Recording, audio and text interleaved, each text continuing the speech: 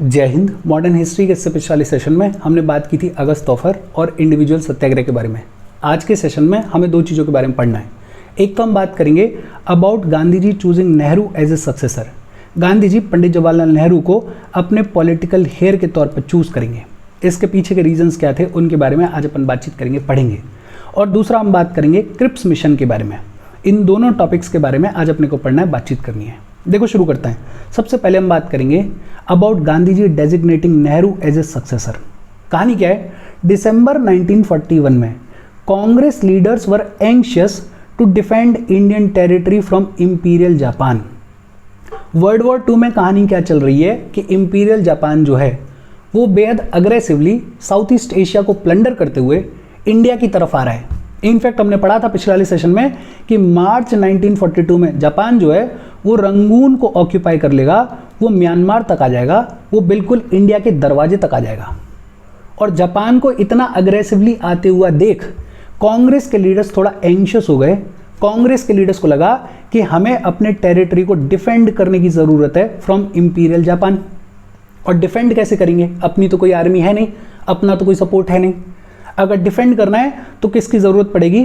British government की ज़रूरत पड़ेगी। और इस बैकड्रॉप में कांग्रेस की वर्किंग कमेटी मिलेगी और कांग्रेस की वर्किंग कमेटी एक रेजोल्यूशन पास करेगी offering cooperation to the British government.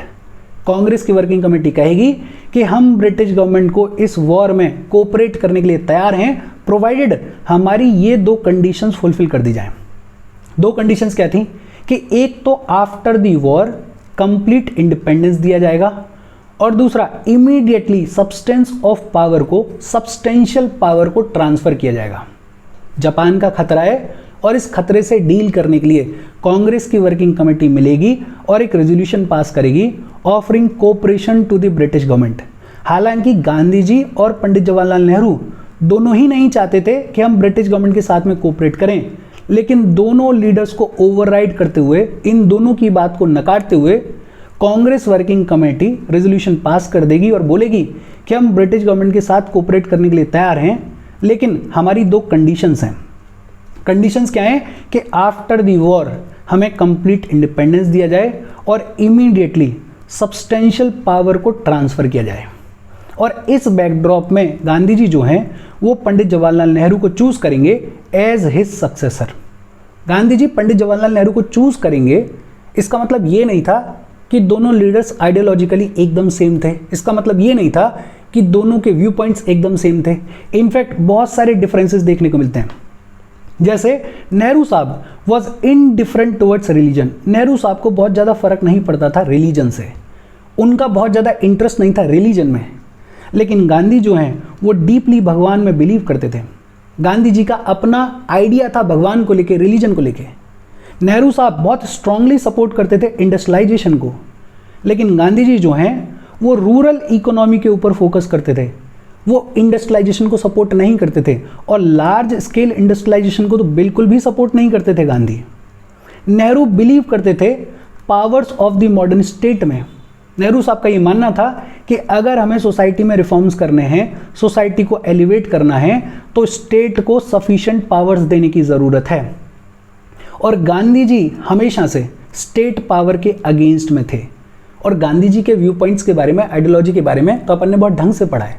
जब हमने बात की है गांधी वर्सेस बोस के बारे में, जब हमने बात की है गांधी वर्सेस अंबेडकर के बारे में, वैसे ही गांधी वर्सेस नेहरू अगर करके देखें तो दोनों लीडर्स के बीच में कई सारे आइडियोलॉजिकल डिफरेंसेस हैं। दोनों लीडर्स के व्यू पॉइंट्स काफ़ी चीज़ों पे अलग हैं। जैसे रिलीजन के मामले में गांधी रिलीजन में मानते हैं, नेहरू साहब को बहुत ज़्यादा फर्क पड़ता नहीं है। इंडस्ट्रियलाइजेशन के मामले में नेहरू इंडस्ट्रियलाइजेशन में बिलीव करते हैं, गांधी जी इंडस्ट्रियलाइजेशन को अपोज करते हैं। उनका फोकस है रूरल इकोनॉमी। नेहरू जो है वो power of the modern state में बिलीव करते हैं और गांधी जी इसके अगेंस्ट में हैं। लेकिन इतने सारे डिफरेंसेस होने के बावजूद भी हर टाइम ये देखने को मिला कि नेहरू जो हैं वो यूजुअली रिस्पेक्ट करते थे गांधी जी को, और गांधी जी भी पंडित जवाहरलाल नेहरू को अपने बेटे से ज़्यादा मानते थे। दोनों लीडर्स के बीच में एक बड़ा स्ट्रॉन्ग टीचर डिसाइपल रिलेशनशिप था और दोनों लीडर्स के बीच में कुछ बहुत स्ट्रॉन्ग फंडामेंटल सिमिलैरिटीज़ थी। जैसे दोनों लीडर्स का जो पेट्रियोटिज्म था वो इंक्लूसिव था हर एक सेंस में। दोनों लीडर्स चाहते थे कि हर एक धर्म, हर एक जाति, हर एक रेस, हर एक लैंग्वेज बोलने वाले लोग, हर एक समुदाय के लोग इंडिया में एक साथ रहने चाहिए, मिलजुल के रहने चाहिए। दोनों लीडर्स डिवीजन के अगेंस्ट में थे। दोनों लीडर्स बहुत स्ट्रांगली नॉन वायलेंस में बिलीव करते थे, बहुत strongly democratic form of government में बिलीव करते थे। मतलब इतने सारे डिफरेंसेस होने के बावजूद भी बहुत स्ट्रांग फंडामेंटल सिमिलैरिटीज़ भी हैं दोनों लीडर्स के बीच में। जैसे दोनों लीडर्स का पैट्रियटिज्म जो है वो इंक्लूसिव है, दोनों लीडर्स नॉन वायलेंस में बिलीव करते हैं, दोनों leaders democratic form of government में बिलीव करते हैं। और तीसरा जो बड़ा रीज़न मुझे लगता है because of which Gandhi ji chose Nehru as is political heir, और आगे तक हर जगह पे गांधी जी नेहरू को प्रेफर करेंगे, वो बड़ा रीज़न क्या है? गांधी जी का ऐसा मानना था कि नेहरू जो है वो जेन्युइनली ऑल इंडिया लीडर हैं उनके जैसे। गांधी जी का ये मानना था कि नेहरू इकलौते ऐसे लीडर हैं यंग जनरेशन के जिसको हर धर्म का इंसान सुनने को तैयार है, जिसको हर कास्ट का इंसान सुनने को तैयार है, जिसको हर समुदाय का इंसान सुनने को तैयार है, जिसको हर एक रीजन का इंसान सुनने को तैयार है। बाकी जितने भी लीडर्स थे उस दौर में गांधी जी के अकॉर्डिंग उनकी कुछ ना कुछ लिमिटेशन थी, लेकिन नेहरू वो थे जो कि ट्रू सेंस में ऑल इंडिया लीडर थे। और नेहरू जो हैं वो इंटरनेशनली भी बड़े फेमस थे, बड़े पॉपुलर थे। गांधी जी का ये मानना था कि नेहरू वो लीडर हैं जो कि एक प्रॉस्परस और पीसफुल सोसाइटी को बिल्ड कर सकते हैं, सभी को साथ लेके चल सकते हैं। और इन फंडामेंटल सिमिलैरिटीज की वजह से गांधी जी ने पंडित जवाहरलाल नेहरू को चूज किया एज हिज पॉलिटिकल हेयर। बहुत सिंपल सी बातचीत है। अपन आगे बढ़ें उससे पहले वीडियो पे लाइक के बटन को दबा दो। लाइक दबाना ज़रूरी है बिकॉज यूट्यूब ऐसे ही काम करता है, यूट्यूब वीडियो को कंसिडर करता है और थोड़ा सा पुश कर देता है। तो लाइक का बटन दबा दो, शेयर कर दो अपने सोशल मीडिया हैंडल्स पे, व्हाट्सएप वगैरह पे अपने फ्रेंड्स को, या जो भी लोग इसमें इंटरेस्टेड हैं, इससे रिलेटेड पढ़ाई कर रहे हैं, उनको शेयर कर दो और चैनल को सब्सक्राइब कर लो। अच्छा, हमें ये समझ में आ गया कि गांधी जी ने पंडित जवाहरलाल नेहरू को अपने पॉलिटिकल हेयर के तौर पे क्यों चूज़ किया। फिर इसके बाद बात आती है क्रिप्स मिशन के बारे में। क्रिप्स मिशन मार्च 1942 में आया। कब आया? मार्च 1942 में। और क्रिप्स मिशन को हेड कर रहे थे स्टैफोर्ड क्रिप्स। कौन हेड कर रहे थे? Stafford Cripps. इन्हीं के नाम से मिशन का नाम पड़ा क्रिप्स मिशन। कब आया? मार्च 1942 में। और ये जो स्टैफोर्ड क्रिप्स हैं ये इंडियन मूवमेंट को थोड़ा बहुत फेवर करते थे। और ये बात इसलिए इम्पॉर्टेंट है कि पहली बार ब्रिटिश गवर्नमेंट जो है वो किसी ऐसे इंसान के अंडर में मिशन को भेज रही है जो कि ऑलरेडी इंडियन मूवमेंट को थोड़ा बहुत फेवर करता है। मतलब ब्रिटिश गवर्नमेंट के एटीट्यूड में थोड़ा सा शिफ्ट देखने को मिल रहा है। इस क्रिप्स मिशन को भेजा गया मार्च 1942 में with constitutional proposals. Constitutional proposals के साथ में क्रिप्स मिशन को इंडिया भेजा गया और बदले में ब्रिटिश गवर्नमेंट को चाहिए था Indian support for the war. एक सवाल ये भी आता है कि अचानक से ऐसा क्या हो गया कि ब्रिटिश गवर्नमेंट का एटीट्यूड बदलता हुआ दिखाई दे रहा है। अचानक से ऐसा क्या हो गया कि इस क्रिप्स मिशन को भेजा गया है। एक तो जापान का जो थ्रेट था वो रियल था।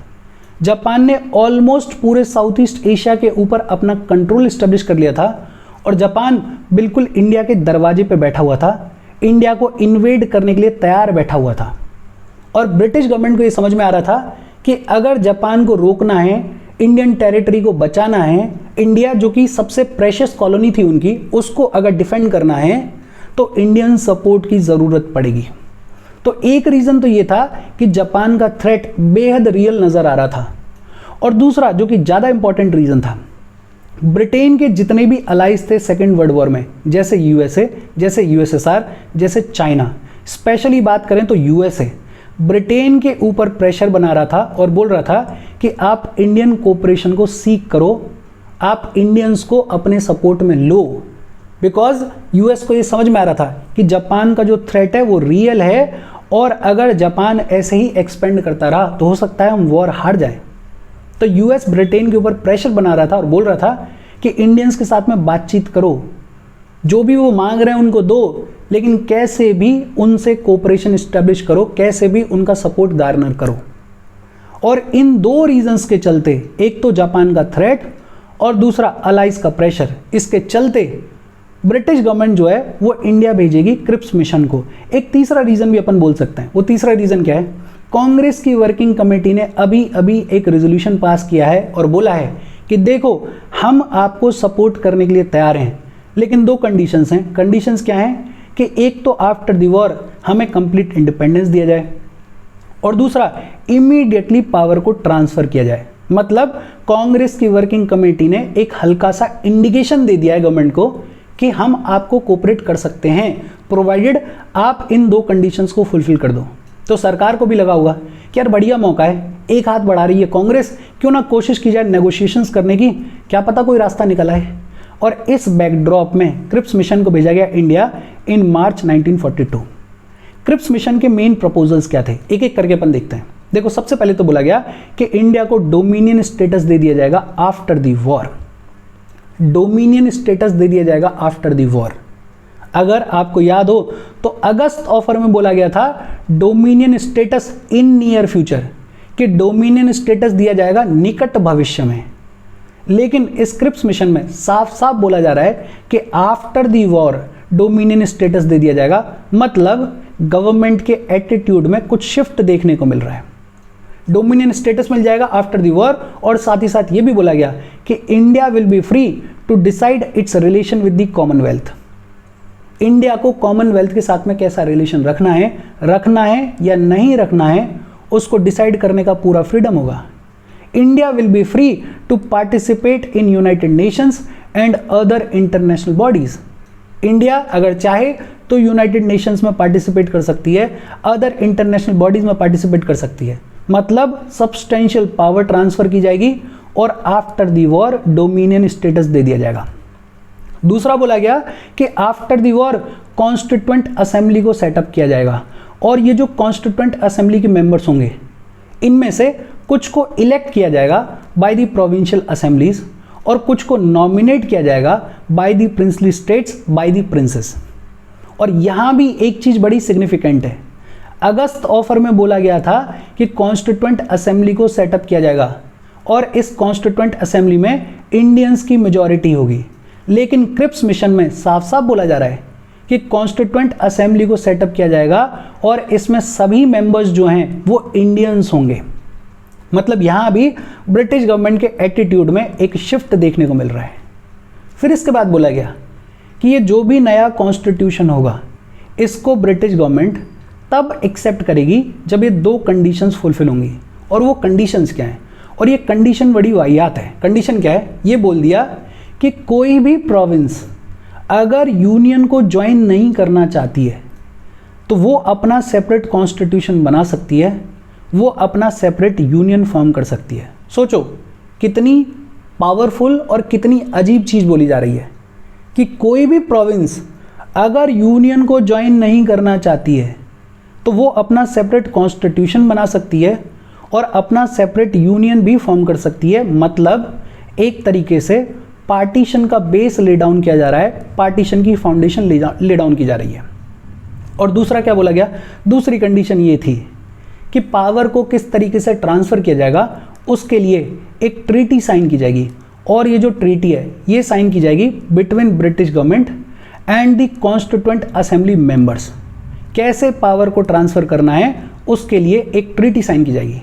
जो बड़ी प्रॉब्लम थी वो थी ये कि बोल दिया गया कि कोई भी प्रोविंस अगर यूनियन को ज्वाइन नहीं करना चाहता है तो वो अलग से कॉन्स्टिट्यूशन बना सकता है अपना, और वो अलग से अपना यूनियन भी फॉर्म कर सकता है, और ये प्रॉब्लमेटिक चीज़ है। इसके अलावा बोला गया कि डिफेंस ऑफ इंडिया जो है वो ब्रिटिशर्स के हाथ में रहेगा और गवर्नर जनरल की जो पावर्स हैं वो रिमेन इंटैक्ट रहेंगी, वो सेम रहेंगी, उनके साथ में कोई छेड़खानी की नहीं जाएगी। ये जो लास्ट के 3 प्रोविजंस हैं ये अपने आप में बेहद प्रॉब्लमेटिक हैं, और पहला तो प्रॉब्लमेटिक है ही है। भाई हमारी लड़ाई है कंप्लीट इंडिपेंडेंस और आप कह रहे हो डोमिनियन स्टेटस। और ये 3 तो आपको दिख ही रहा है कि ये जो प्रोविंसेस को पावर दी गई ये पार्टीशन की फाउंडेशन रखी गई है।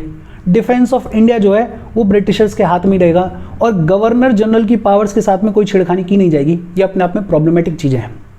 लेकिन हाँ, इस पूरे क्रिप्स मिशन में एटीट्यूड ऑफ द गवर्नमेंट में थोड़ा शिफ्ट देखने को मिल रहा है। पहली बार कॉन्स्टिट्यूशन मेकिंग जो है वो पूरी तरीके से इंडियंस के हाथ में दी गई। बोला गया ना कि कॉन्स्टिट्यूएंट असेंबली में सिर्फ इंडियन मेंबर्स होंगे। पहली बार कंक्रीट प्लान बनाया गया कॉन्स्टिट्यूएंट असेंबली का, बता दिया गया कि कैसे मेंबर्स को इलेक्ट किया जाएगा या नॉमिनेट किया जाएगा। लेकिन जो प्रॉब्लमेटिक चीज़ थी वो क्या थी कि प्रोविंसेस को पावर दे दी गई कि अगर वो यूनियन को ज्वाइन नहीं करना चाहते हैं तो वो अपना अलग से कॉन्स्टिट्यूशन बना सकते हैं, अलग से यूनियन फॉर्म कर सकते हैं। बेस ले डाउन कर दिया गया इंडिया के पार्टीशन का। हालांकि साथ में ये भी बोला गया कि फ्री इंडिया जो है वो चाहे तो कॉमनवेल्थ से विड्रॉ भी कर सकता है, कोई दिक्कत वाली बात नहीं है। मतलब एक सिग्निफिकेंट शिफ्ट देखने को मिल रहा है गवर्नमेंट के एटीट्यूड में, लेकिन इस शिफ्ट के साथ साथ बहुत सारी चीज़ें ऐसी हैं जो कि बेहद प्रॉब्लमेटिक हैं। अच्छा, जब ये क्रिप्स मिशन आया था तो कांग्रेस की तरफ से ऑफिशियल नेगोशिएटर्स कौन थे? पंडित जवाहरलाल नेहरू और मौलाना आज़ाद। इसको याद रखना, क्रिप्स मिशन में कांग्रेस की तरफ से ऑफिशियल नेगोशिएटर्स कौन थे? पंडित जवाहरलाल नेहरू और मौलाना आज़ाद। ये क्रिप्स मिशन फेल क्यों हुआ? बिकॉज कांग्रेस इसको पूरी तरीके से रिजेक्ट कर देगी। कांग्रेस रिजेक्ट क्यों करेगी? उसके कई सारे रीजंस हैं, अपने को समझ में आ रहे होंगे। डोमिनियन स्टेटस की बात कर रहे हो आप, कांग्रेस की लड़ाई 1929 से कंप्लीट इंडिपेंडेंस की, पूर्ण स्वराज की है। आपने प्रोविंसेस को इतनी पावर दे दी कि वो सेपरेट हो सकते हैं, अपना अलग यूनियन बना सकते हैं। पार्टीशन करना चाह रहे हो आप हमारी कंट्री का। डिफेंस ऑफ इंडिया आपने अपने हाथ में रख लिया है।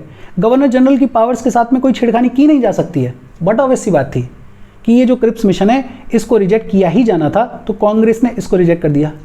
मुस्लिम लीग जो है वो आइडिया ऑफ इंडियन यूनियन के अगेंस्ट में थी।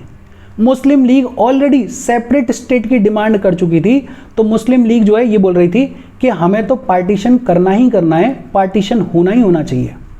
मतलब बिल्कुल कांग्रेस के अगेंस्ट जाके मुस्लिम लीग जो है वो अग्रेसिवली मुस्लिम्स के लिए सेपरेट स्टेट की डिमांड को पुश कर रही थी।